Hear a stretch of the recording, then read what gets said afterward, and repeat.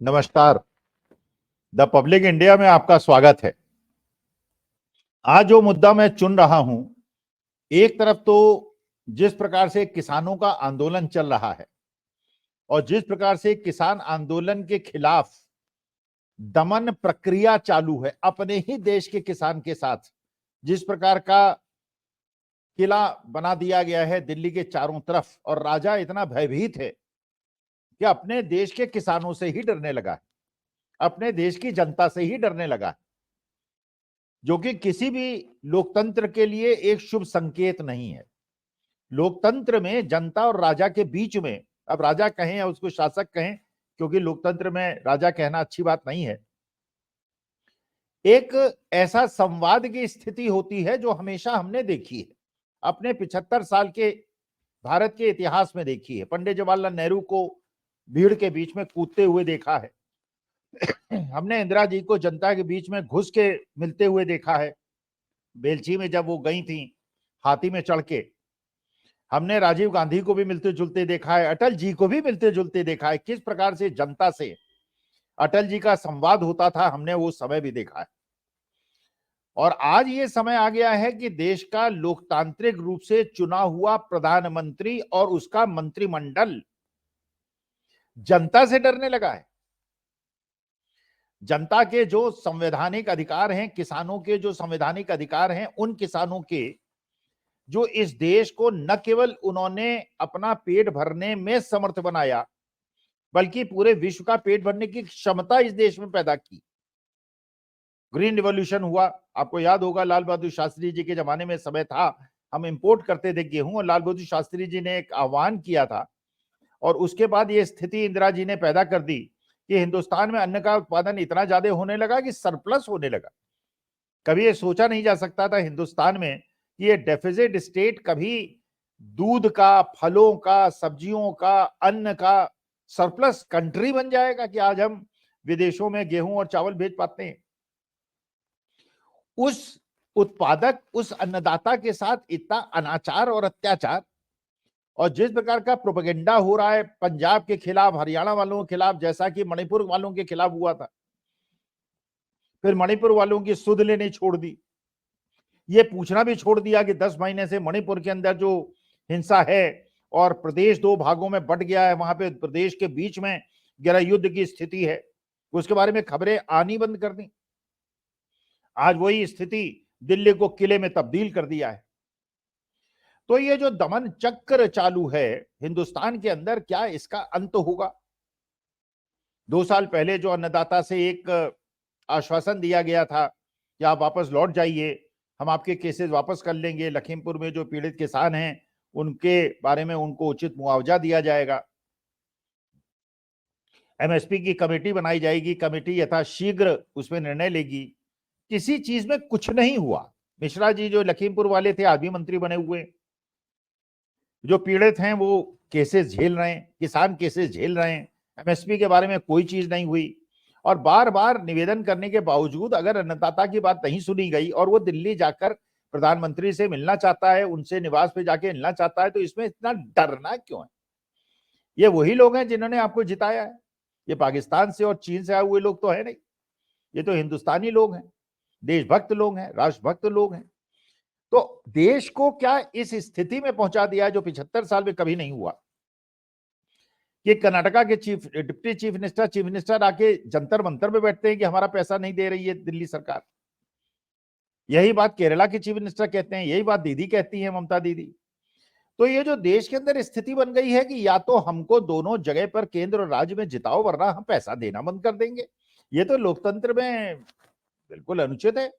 और जिस प्रकार से वहां पे किसानों के ऊपर गोलियां दागी जा रही हैं, प्लास्टिक की बुलेट्स दागी जा रही हैं, और ड्रोन के माध्यम से एक्सपायर्ड अश्रु गैस के बौछार हो रही है, लोगों की आंखें जल रही हैं, कुछ लोगों को चोटें लगी हुई हैं। एक जवान जिसने 16-17 साल सेना में काम किया है, उसकी चोट लगी है, आंख में भी चोट लगी है, बाह में भी 2 चोट लगी है। राहुल गांधी जी ने उनसे बात की। तो क्या देश की इतनी निराशाजनक स्थिति हो गई है कि देश में अब लोकतंत्र खत्म होकर एक तंत्र और तानाशाही आ गई है? या हम लोगों को अब नॉर्थ कोरिया और चीन की तरह जीना पड़ेगा और यहां पे जो राजा चाहेगा वो सब करेंगे?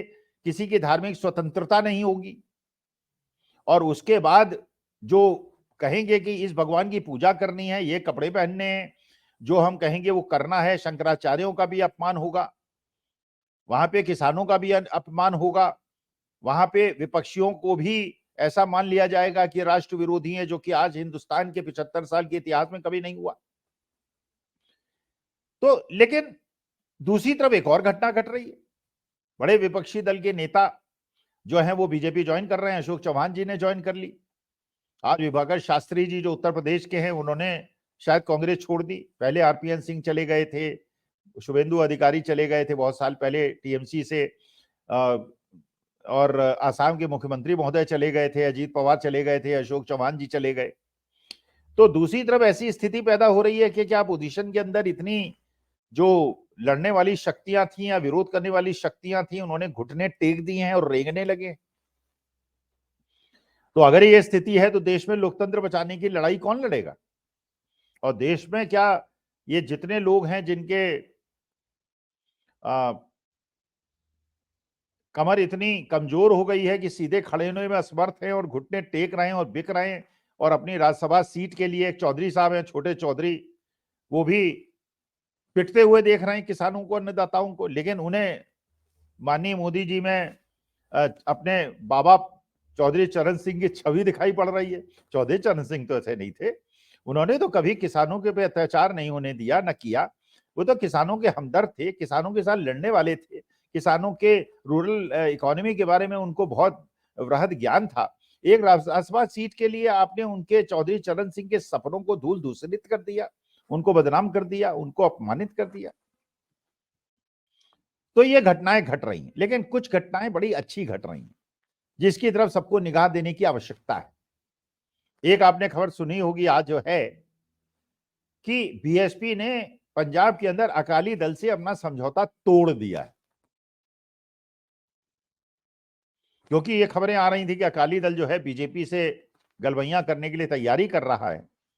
तो बीएसपी का अकाली दल से गठबंधन तोड़ने का मतलब यह है कि बीएसपी कुछ निर्णय ले रही है, और वो निर्णय जो होगा वो देश के लिए भी हितकारी होगा, लोकतंत्र के लिए भी हितकारी होगा, ऐसा संकेत मिल रहा है। दूसरी घटना ये मिल रही है कि राहुल गांधी की जो अपनी भारत जोड़ो न्याय यात्रा थी उसको छोड़कर वो दिल्ली आ रहे हैं। और तीसरी खबर ये मिल रही है कि शरद पवार जी ने संभवतः यह निर्णय ले लिया है कि उनका वाला पक्ष कांग्रेस में अपनी पार्टी को मर्ज कर देगा। अब जरा इसका विश्लेषण कीजिए। मुझे ऐसा लग रहा है कि इंडिया अलायंस लोग छोड़ के चले गए। बिहार के अंदर भी 3 विधायक आरजेडी के, एक ठाकुर साहब हैं, एक भूमियार साहब हैं और एक यादव जी हैं। ये तीनों ने आरजेडी को, जिनकी वजह से वो जीते थे और जिनके चुनाव चिन्ह पे जीते थे और जिनकी कृपा दृष्टि से जीते थे, उन्होंने दल बदल कर लिया। खैर उनकी अपनी मजबूरियां थी, वो एक अलग मुद्दा है। इससे संकेत मिल रहा है कि जो लोग इंडिया गठबंधन को छोड़ के जा रहे हैं वो पछताएंगे।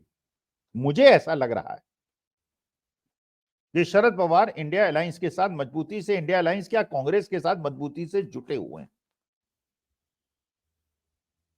मुझे ऐसा लग रहा है कि जो लोग ये संकेत दे रहे हैं कि दिल्ली में केवल 1 सीट देंगे, गुजरात में 7 सीटें लड़ेंगे, गोवा में 1 सीट लड़ेंगे, उनको भी अपने निर्णय पे पुनर्विचार करना होगा, वरना वो भी आइसोलेशन में चले जाएंगे। थर्ड फोर्स के लिए अब कोई स्पेस नहीं है। और दिल्ली जैसी जगह जहां विधानसभा के अंदर आम आदमी पार्टी की बिल्कुल स्वीपिंग विक्ट्री हुई और एमसीडी में भी स्वीपिंग विक्ट्री हुई, उसके मगर अगर एमपी के इलेक्शन में देखें, पार्लियामेंट के इलेक्शन में देखें, तो कांग्रेस से बहुत कम वोट आए थे। इसका माने असेंबली में आम आदमी पार्टी जरूर एक मजबूत शक्ति है, लेकिन लोकसभा के अंदर वहां पे कांग्रेस बहुत बड़ी शक्ति है। और अगर 7 सीटों पे या 6 सीट पे आम आदमी पार्टी लड़ने की कोशिश करती है, इसका माने उसका भी कुछ मामला अब डामाडोल हो रहा है। मनीष सिसोदिया जी को बेल मिलना और आम आदमी पार्टी का दिल्ली में 6 या 7 सीटों पे लड़ना, पंजाब में तो लड़ना समझ में आता है, पंजाब में तो वहां पे कांग्रेस और आम आदमी पार्टी को आपस में संघर्ष करना पड़ेगा, लेकिन कुछ संकेतक मिल रहा है। लेकिन एक संकेत जो मुझे मिल रहा है, जिसकी पुष्टि 1-2 दिन में हो जाएगी, मैं सच हूं या गलत हूं,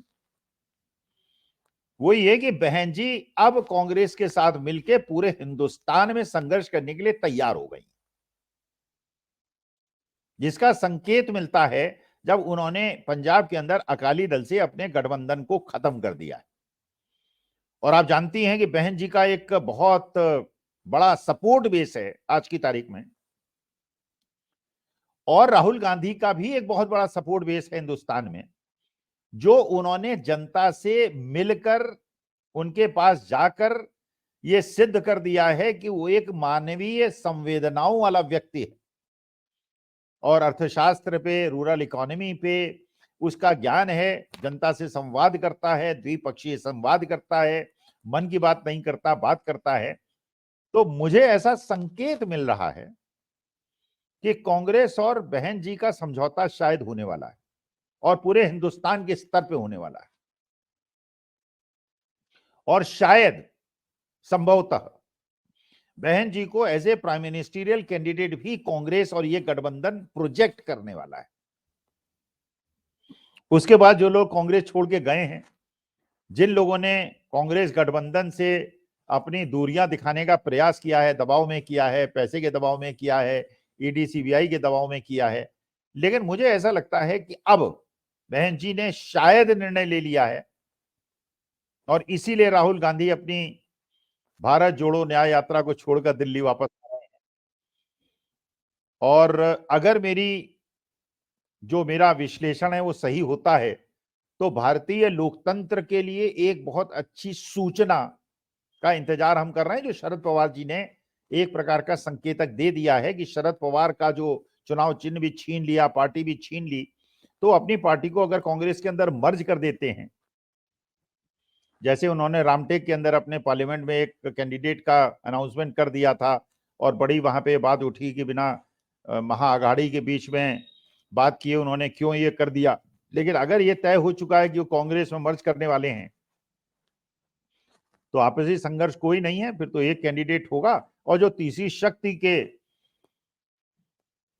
रूप में लड़ने का प्रयास करेगा वो चुनाव से बाहर हो जाएगा। अच्छा, ये किसानों का मसला। अब किसानों के मसले में असल में जो मेरे को लगता है सत्ता की मुश्किल है, जो सत्ता की समस्या है, वरना कोई भी एक नॉर्मल सोचने वाला आदमी के एमएसपी को गारंटी बना देने से जनता पे कोई बोझ नहीं पड़ता, क्योंकि चीजें महंगी नहीं होती। किसान केवल ये कह रहा है कि अगर 1700 में मैं गेहूं बेचूं और 2100 रुपए एमएसपी आप स्थापित करें तो 400 रुपए का भावांतर मुझे दे दें, और इस पे करीब भार पड़ता है 2.5-3 लाख करोड़ का, जो कि बहुत कम है, क्योंकि पूंजीपतियों के तो आप जानते ही हैं हर साल लाखों करोड़ माफ कर दिए जाते हैं और वो विदेश भी पैसा देश का लूट के भाग जाते हैं, उनको भागने में मदद भी हो जाती है। तो देश की संपदा अगर गरीबों में बटेगी तो उनकी परचेजिंग पावर बढ़ेगी, और परचेजिंग पावर बढ़ेगी तो डिमांड बढ़ेगी, डिमांड बढ़ेगी तो इंडस्ट्री को फायदा होगा, क्योंकि अमीर आदमी की आमदनी 10 गुनी हो जाए वो ज्यादा खरीद नहीं सकता, क्योंकि उसकी सारी जो कंजम्पशन की लिमिट्स है वो क्रॉस हो चुकी है। जो गरीब आदमी है, अल्प मध्यम वर्ग है या मध्यम वर्ग है, उसकी एस्पिरेशंस हैं और उसके पास परचेजिंग पावर नहीं है, तो उसे अगर पैसा मिलेगा तो चीज खरीदेगा और इंडस्ट्री को फायदा होगा। जो हमारी कंजम्पशन वाली इकोनॉमी है उसको बल मिलेगा और हिंदुस्तान एक बड़ी आर्थिक शक्ति बन के उभरेगा।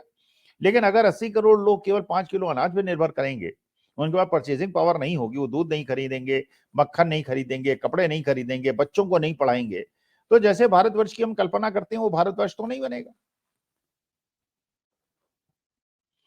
लेकिन इस प्रकार का दमन करना अन्नदाता पे, किसानों पे, और दिल्ली में उनको न घुसने देने का प्रण लेना, भाई दिल्ली तो देश भर की राजधानी है, तमिलनाडु, कर्नाटका, पंजाब, हरियाणा, वेस्ट बंगाल सबका अधिकार है दिल्ली आए।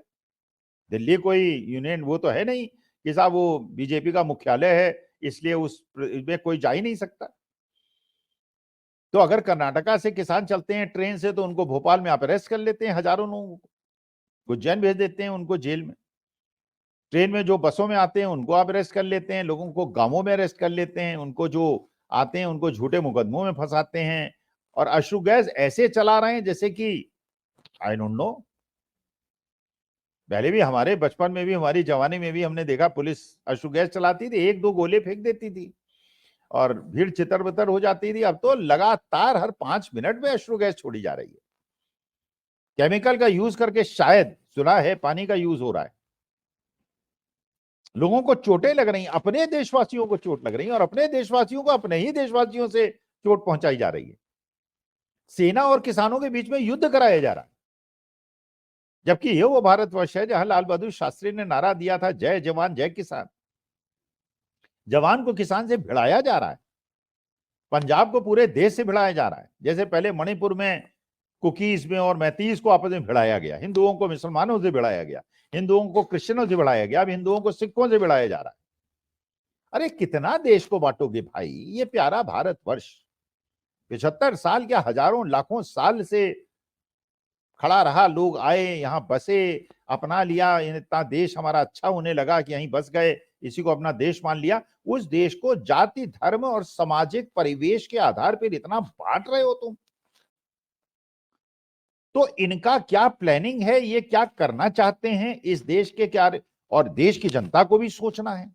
ये क्या देश में लोकतंत्र खत्म। लेकिन एक चेतावनी और एक मतलब मैं बात ही कह सकता हूं कि अगर 2024 में सही निर्णय नहीं लिया गया तो आप कल्पना नहीं कर सकते, कोई छूटेगा नहीं, कोई बचेगा नहीं। जब ये लाखों किसान इस असहाय स्थिति में हैं, किसी की आंखें फटी हैं, किसी के हाथ में गोली लगी है, किसी की पीठ लहूलुहान है, तो हम जो छोटे छोटे समूह में बटे हुए लोग हैं, लेकिन इस बात पे खुश मत होइए कि अभी तो वो पिट रहा है, मैं नहीं पिट रहा। अभी मुसलमान पिट रहा है, मुझे क्या, मैं तो हिंदू हूं। वो सिख पिट रहा है, मुझे क्या, मैं हिंदू हूं। वो दलित पिट रहा है, क्या हो गया, मैं दलित थोड़ी हूं। वो आदिवासी पिट रहा है, मुझे क्या, वो तो मैं आदिवासी थोड़ी हूं। सब पिटेंगे, एक एक करके सब पिटेंगे। देश में लोकतंत्र के अलावा कोई विकल्प नहीं है, देश को एकजुट करने के अलावा कोई विकल्प नहीं है। धार्मिक विद्वेष, जाति विद्वेष को राजनीतिक लाभों के लिए बढ़ाना, ये हो सकता है किसी राजनीतिक कूटनीतिक चाल हो, लेकिन इससे बचने का उत्तरदायित्व हिंदुस्तान की जनता का है। और खुशी की बात है कि अन्नदाता के साथ किसान भी आ गए हैं, मजदूर भी आ गए हैं, और देश के कोने कोने से किसानों को समर्थन मिल रहा है, जो आवश्यक है, क्योंकि वो हमारा अन्नदाता है, वो हमारा पेट भरता है और उसके हम ऋणी हैं। भारतवर्ष की आर्थिक जो विकास की यात्रा है उसका बहुत बड़ा योगदान है। इसलिए लोकतांत्रिक व्यवस्थाओं को, देश को एकजुट करने में और भारत माता के प्रति अपने कर्तव्यों का निर्वहन करने के लिए जो हमसे अपेक्षाएं हैं उसको पूरा करना बहुत आवश्यक है। धन्यवाद, बहुत बहुत धन्यवाद।